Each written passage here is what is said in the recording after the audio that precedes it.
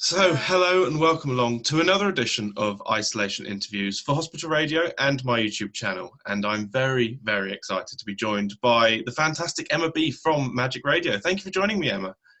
Thank you for having me, Matthew. Look at me, I'm so disorganised. I just put a bit of makeup on to make myself look a bit better. All this isolation business, you let oneself down, don't we? Oh, there we go, that's better. Oh, awesome, fantastic. Right, you may continue. Now, obviously, we must start off by talking about Christmas. I mean, how was your Christmas? I mean, how did you spend it, and how did you find the whole, the weird Christmas that we've just gone through? You know what? I think actually. So once we got our bubbles sorted out, which was a bit stressful because me and my husband are lucky enough to have both our parents alive. So there was some complications there because we couldn't have everybody, and that's the way it was. So once we got that sorted, and the kids had kind of got their heads around the fact that it wasn't going to be a hugely extravagant Christmas and it wasn't going to be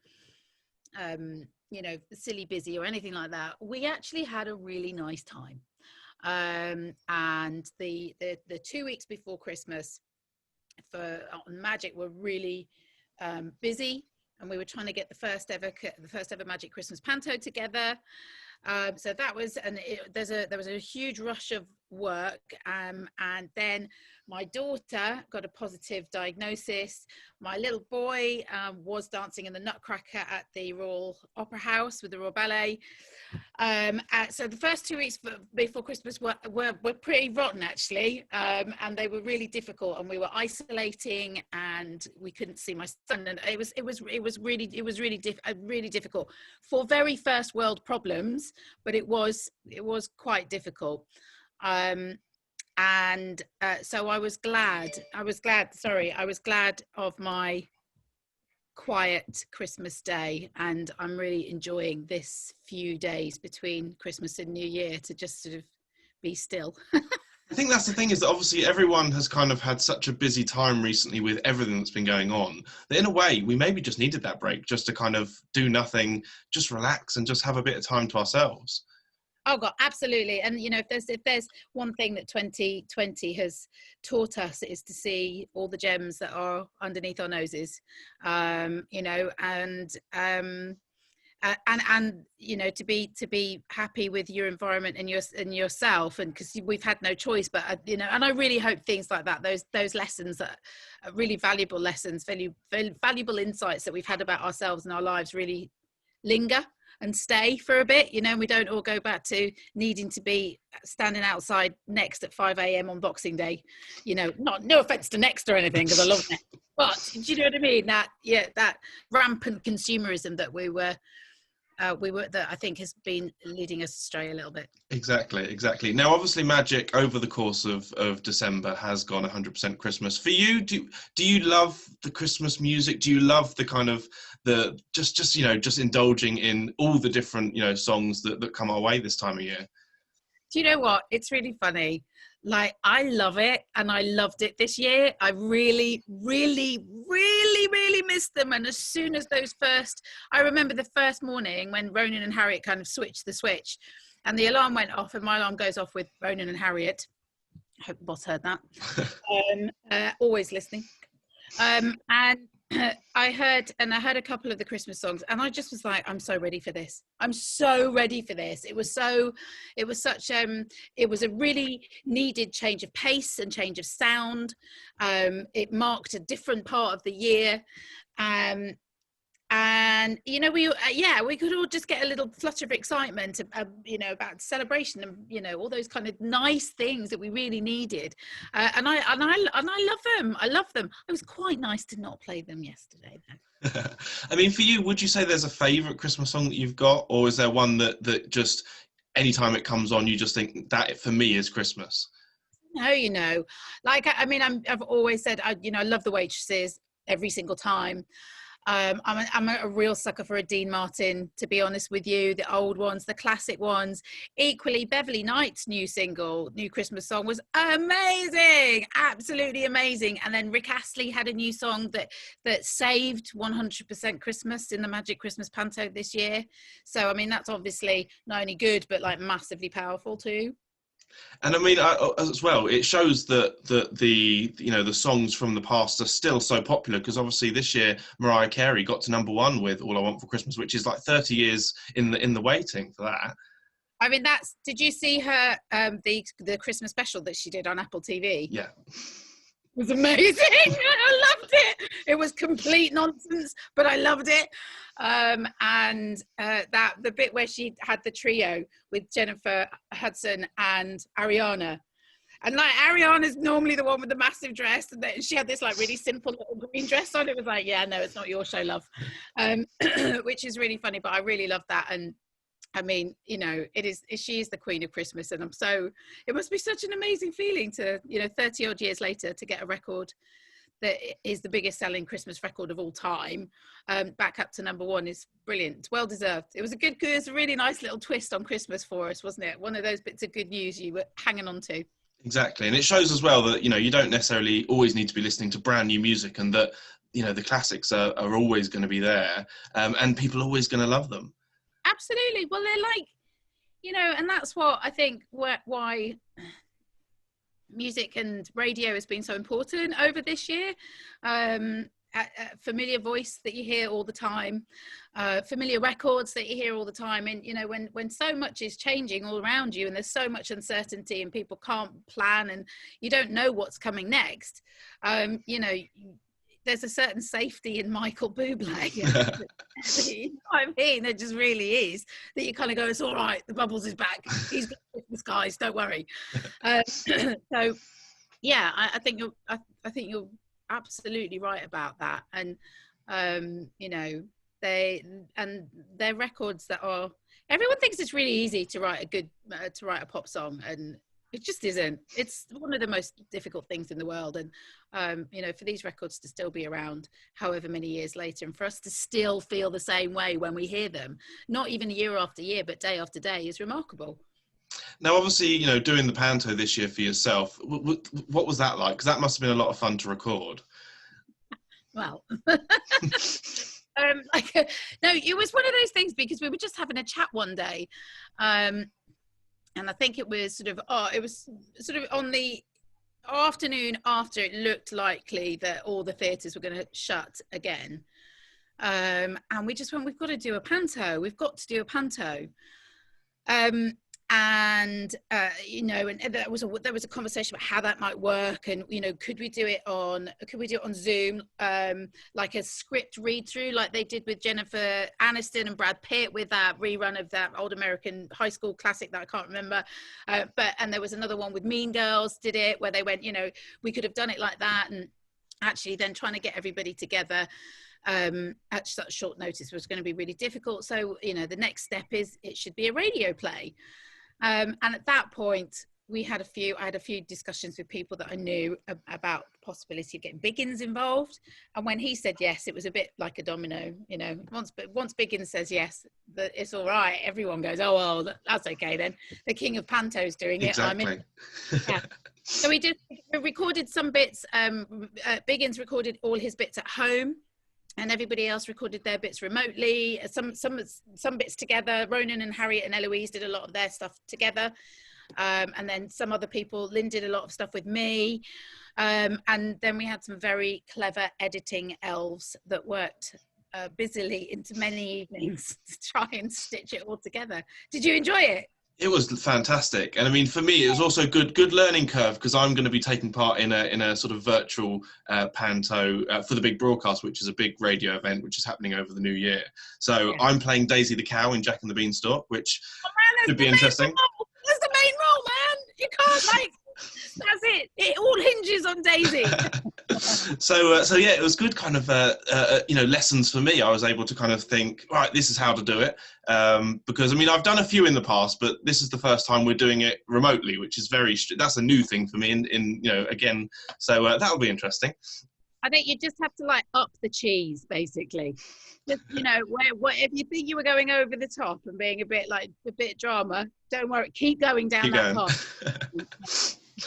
Now, obviously, you know, for yourself, you know, still being able to work must have been such a nice feeling to still be able to work throughout the pandemic. I mean, I imagine things obviously changed a bit, you know, early doors. But for you, how did you find the new way of working, but still being able to go to work? Well, I mean, this is my little studio. So I've got my little studio here, like your little studio. And I've got another computer over here, and you know, this is my soundproofing. And it was all quite exciting, and we did the right thing very quickly by, you know, getting out of London and out of the studios and to home where it was safe and we could manage that. And you know, I feel extraordinarily fortunate to have a job in the arts at all. And you know, I know lots of people in theatre, I know lots of people in music, I know lots of people in the live industry and the event industry, and people I know who are losing their homes and don't know when they're ever going to work again. So for us to be able to do what we do from home was a huge gift, and I'm very grateful. I think, you know, and I live out of London, so you know, the drudgery of the commute has been appreciated, not having that. And you know, technology is pretty good, even for an old bird like me. I can kind of work it out most of the time, so it's been all right. And I think as well, Matthew, there was, you know, everybody was working at home, and so I think there was a lot of connection for us when, you know, I've got my two dogs that are scratching at the door trying to come in, the teenagers upstairs who'll throw a paddy in a minute, and the little ones on playing Fortnite ovs. And you know, I think there was a lot of connection with our listeners about us all being in the same boat a little bit. It's hard though, it's hard, you know, and these four walls aren't very inspiring. And I live in a very sort of ordinary Surrey suburban town where not a lot happens. So trying to fill 4 hours a day can be a struggle sometimes. But then, like you said as well earlier, is that there's a lot of people out there that, you know, obviously they, you know, having that normality in this strange time, having, you know, that recognisable voice that they know is always going to be on at a certain time of the day, they can always flick that on and kind of escape from what is happening outside. They can kind of go into their own little bubble, or, you know, whatever word you want to use, you know, to kind of just forget about things for a little while.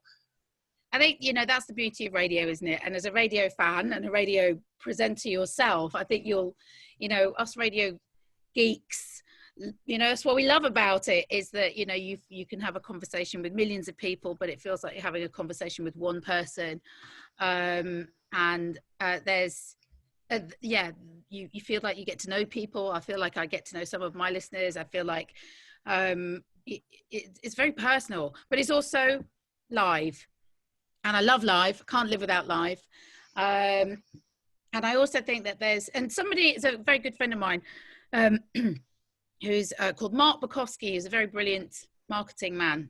He said once, you know, about the difference between Spotify or any of the streaming platforms and radio, is that what is so great about radio is serendipity, is that, you know, you cannot beat that moment where you turn the radio on and there's a record that you love that you haven't heard, and you didn't choose to hear it, but maybe it's there at a particularly poignant moment, and that the power of that is priceless. It's amazing, and you know, and you can turn me off if I rattle on too much as well. Brilliant. I mean, for you, where did the love of radio first come from? Do you remember the first time that you kind of had an interest, or do you remember where it came from? I mean, we had record players and music in the house all the time, and my dad used to on reel to reel like this, on the big reel to reel, used to record Top of the Pops on the radio, and then we would count down it, and you know, we'd count down, and me and my brother would go "Wee!" if the record went up, and "Ooh" if the record went down, and "Ooh" if it stayed the same. And then I got the chance to be on the radio with Timmy Mallet in Radio Oxford when I was 7 or 8, and I was taken along to the studios because he had a drama a kids drama where he needed a dynamic. The lead role, the prince, was a bit wet behind the ears, and he needed a dynamic assistant. So I got the part of Susan Zink. So I was this really dynamic superhero when I was 8 on BBC Radio Oxford with Timmy Mallet. It's a bit of an auspicious start, isn't it? But yeah, I loved it then. I loved it. It's always been in my life. It's always been there. And then I did some at university, and I did some Radio Caroline as well when it was on the Thekla, which was a boat in Bristol that turned into a venue. So yeah, it's always been there. I mean, would you say you're now currently in what you would class as maybe your dream job, or is there a job going forward that you would absolutely love to do? The thing is that what's really, yeah, I mean, I don't know, that my dream job is this one at the moment, because it's just, but then if you'd have asked me when I was 21, it would have been obviously Radio 1. And then, just before I started having kids, drive time on Heart was like the bee's knees. So, I don't know, but I do know this is that, I think I'm happier now with what I'm doing than I've been for a very long time. And there's an element of sort of chasing the dream that you do when you're a kid, like yourself. And, you put yourself under enormous pressure, and, you, especially women, there's somebody younger and thinner and funnier, always kind of snapping at your heels. So I put myself under a huge amount of pressure when I was younger, for sure.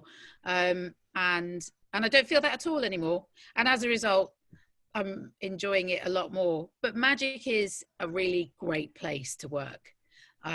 It's, without sort of sounding too sycophantic, the crew, the gang that we're with, I mean, me and Nick, Snaith and Harriet go back years, like absolutely years now.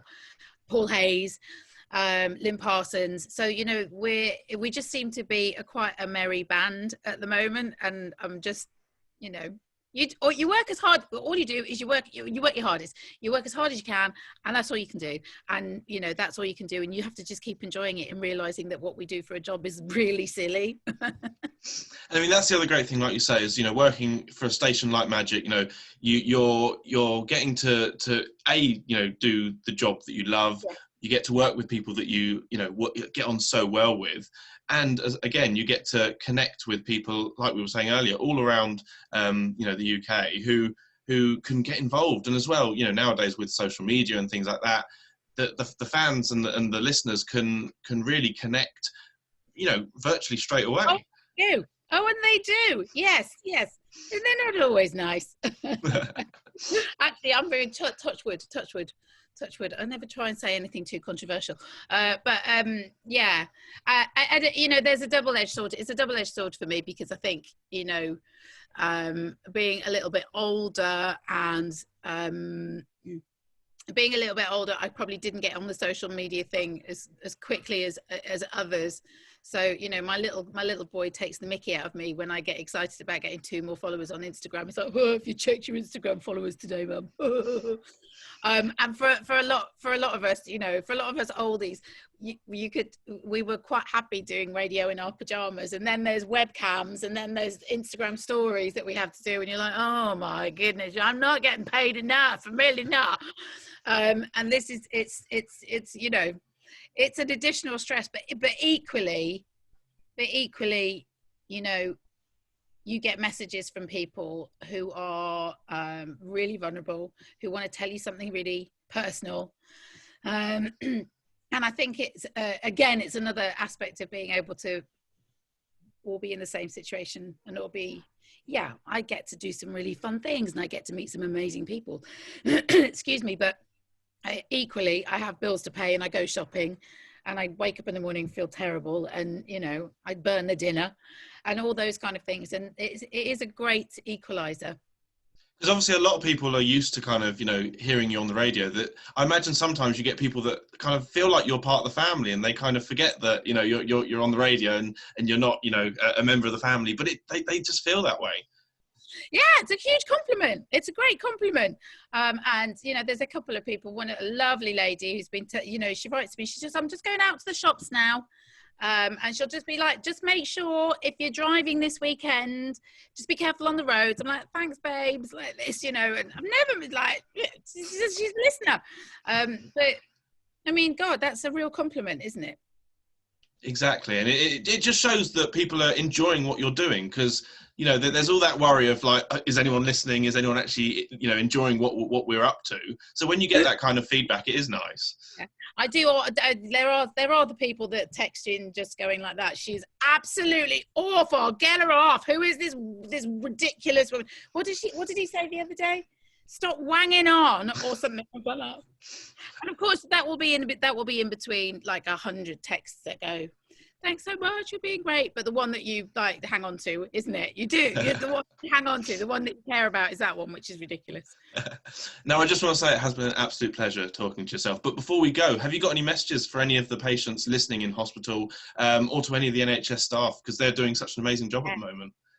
Oh my goodness me. I mean, I was just saying the other day, you know, to everybody in the emergency services and in the hospitals, and, you know, my mum was a nurse, and I know now she would, you know, she's not with us anymore, but she would have been working her socks off. And I know everybody's absolutely in the thick of it right now. And please know from us that we will keep playing. We will keep playing the tunes and keep bringing the smiles. That will be our job, to keep you entertained and happy whilst you literally save us. So thank you very much. And to all the patients, ask for extra custard. Now, yeah, I just want to say again, thank you for giving up your time. Of course, Happy New Year. And of course, keep safe. And what you do is amazing. It's amazing. So, you know, please branch out further from hospital radio when they're silly enough to let you go. But yeah, you take care and keep up the good work, Matthew.